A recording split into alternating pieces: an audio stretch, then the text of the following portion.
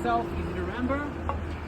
We have a map from the church in Madaba in Jordan, where they have a mosaic floor of a map of the land with lots of interesting things, lots of information written in Greek.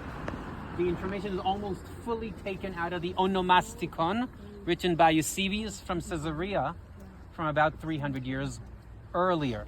Okay, so it has information that is out of date. But don't worry, it's okay. And there's a spot south of Jerusalem, remember? Jerusalem ends up here, right? We're just south of it. You can see the wall. That's the Catholic cemetery. Oscar Schindler is buried in there. The only reason why people visit that cemetery, if it's not for family and so on. No, the Catholic, right up here. The entrance is from above, from outside, from above. So we're outside the city. The city walls are right there. And what will you always find outside the city? Two things: agriculture, Burial and site. tombs and burial sites. Where's the Jewish? What? The Jewish cemetery. We just passed it. It's the portion that's right up here. Above the birdhouse? Just above the birdhouse. Exactly. It's a 19th century Jewish cemetery, a very small one. No, that's the Sambuski. It was the poor people 19th century cemetery. The Karaite cemetery is very small. It's actually on the other side, next to the hotel. Very, very small, very interesting, but I'll put it aside. Okay, back. So what will you find this? And in the Madama map, we are told that there's a spot that's marked here, Hakl Dama. Hakl Dama. Hakal in Aramaic is field. Dama in Aramaic, at the end is usually a the in the beginning, which means the dam.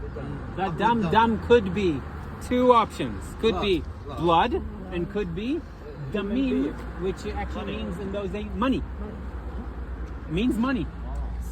So what we actually have here is an Aramaic name of a spot that is mentioned in the New Testament, and it's totally in Aramaic, and it tells you a little bit about the place.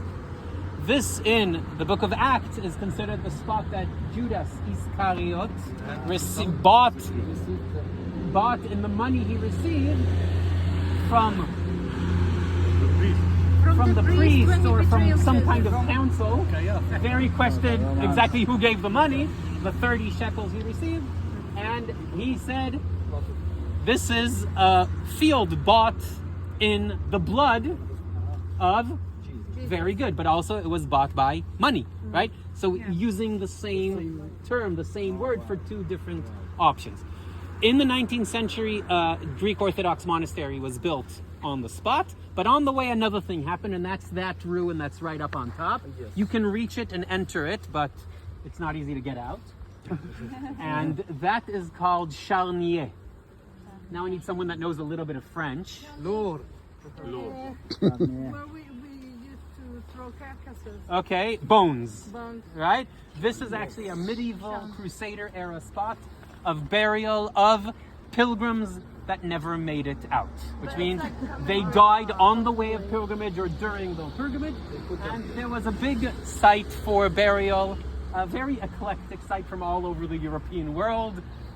And what happened here in the excavations is they discovered that this place is dotted by at least one, if not 24 Second Temple period burial tombs. 4 of them are inside the monastery, as much as I know, very inaccessible at the moment.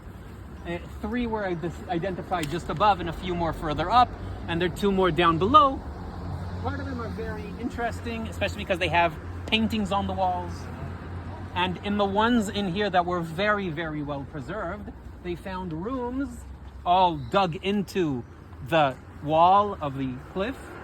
And in the rooms, there's a central room and niches for burial all along the sides. 8, 6, 7 niches for burial. And after the body is decomposed, they secondary bury in the second whole period into ossuaries, into boxes. In one of these rooms, right in here, it's in here. They found the boxes of 3 people that we know one of them. 3 from the same family that we know this person mentioned in the Mishnah. What is the Mishnah? The Mishnah is the Jewish law that was edited about a century and a half after the destruction of the Second Temple, Year but 200. actually tells us quite a lot about the more ancient traditions. Gamliel? لا. The editing happened by Rabbi Yehuda Hanassi, Rabbi Yehuda the Hanassi. Prince. And the interesting thing is that we are told of someone from Syria that brought his firstborn calves from his sheep, from his goats, as a tribute to Jerusalem. And there's a debate if you bring that actually from outside the land of Israel. And they said that this man, Ariston from Apamea, a place in Syria, brought, and it was accepted. His grave was discovered right here. Ariston from Apamea, written on his ossuary, and next to it, 2 more ossuaries, the names of 2 of his daughters. So one of the theories says they came on pilgrimage but died here. The other theory, which makes a little bit more sense, is they asked to be buried here whenever it happened. The family, exactly. The interesting thing about Ariston's ossuary is that it has another inscription on it. It has inscriptions in Greek and in Hebrew, and another inscription says Yehuda Hagior. Yehuda, the convert. The question is this the same person? No, Yehuda Hagior. A convert. A convert that his name was Yehuda, or was the ossuary used for more than one person? And the answer is yes, very common that ossuaries were used for much more than one person. So it's very hard to tell if this is another name for the same person or actually another person that used the same box.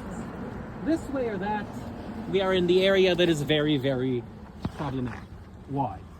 This coming Saturday is the first day of the Hebrew month of Adar. The Mishnah, again, the Jewish law describes that in the first day of Adar, they announce that the time has come to start collecting the half-shekel temple tax. And then, this year we have 2 Adars. It's a little bit more complicated, but I'll make it easy. So in the first day they announce, and all over they start talking about it. In the 15th day of Adar, which means 2 weeks later, they start collecting these taxes from all over the Jewish world. And now how much time will it take to reach Jerusalem? Many weeks, if not months, right? So the first amount will arrive with the pilgrims coming for Passover. The second amount will come with those coming for Pentecost, Shavuot.